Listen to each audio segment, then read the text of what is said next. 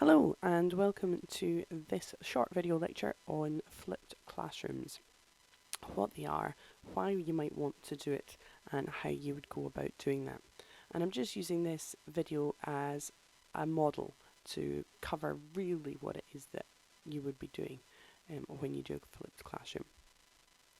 So to begin with what it is, essentially a flipped classroom is where you're going to take your normal input, whatever it is you would use to use as a method of instruction for your learners, and you're going to let them apply that in their own time, ideally in the home setting, but really it could be anywhere.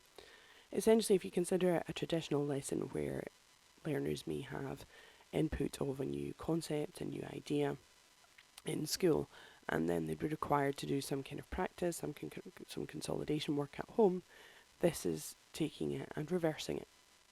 So an input would be created that they could access from home, and when they return to school, they then carry out the practice and the consolidation in class with the support of either their peers or their teacher.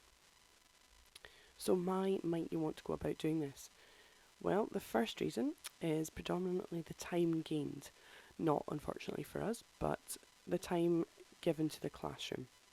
And that allows you a little bit of an opportunity to unpick any misconceptions that pupils may have picked up as they went through the input.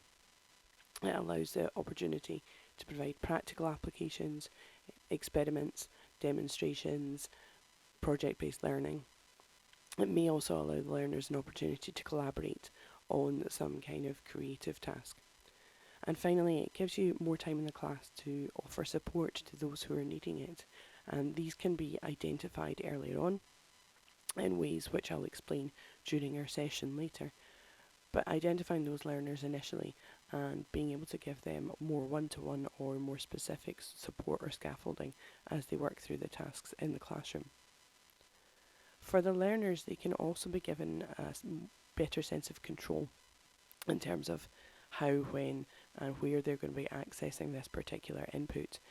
They're given the opportunity to perhaps pause, rewind, reread, reconsider, discuss with other people any of that particular new information or new concepts that they're coming across.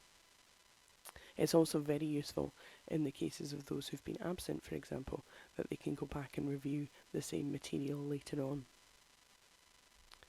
It also gives them an opportunity to communicate a little bit better at home, perhaps, where parents can assist a little bit better with their child's schoolwork if they're able to see the instruction part that goes on beforehand. And finally, and one of the main reasons I've been using it this year, is that it offers an opportunity for additional clarity. It allows a chance for us as teachers to craft and consider the input given to learners. I've done a lot of work recently with cognitive load theory and looking at working memory and the best ways of maximising that. And one of the key things when it comes to getting information into our long-term memory is that explanation, how we're using that in the first place.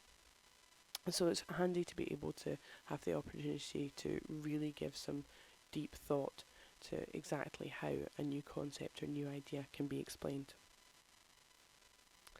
So how would you go about doing this?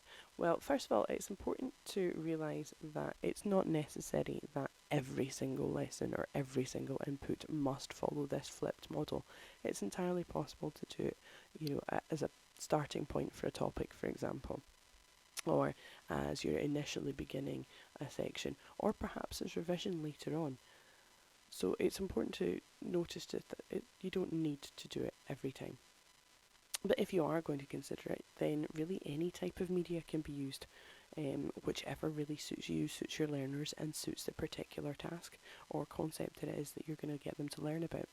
So most flipped learning is done through video lecturing, much in the similar way as I'm doing now, and that tends to be the traditional method. However, you could also just record just audio.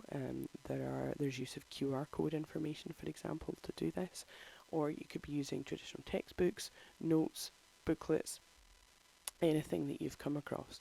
And again, during the session, we'll discuss some of these methods.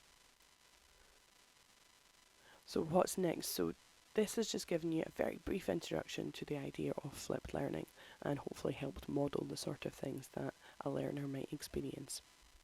So during our session, we'll be looking to cover really what it is that you want to know, the key ideas and concepts that it is that you want to go over, and any concerns or thoughts that you might have surrounding how you might be able to use this in your stage and in your context. Thanks very much for watching and for listening, and I will see you during our session.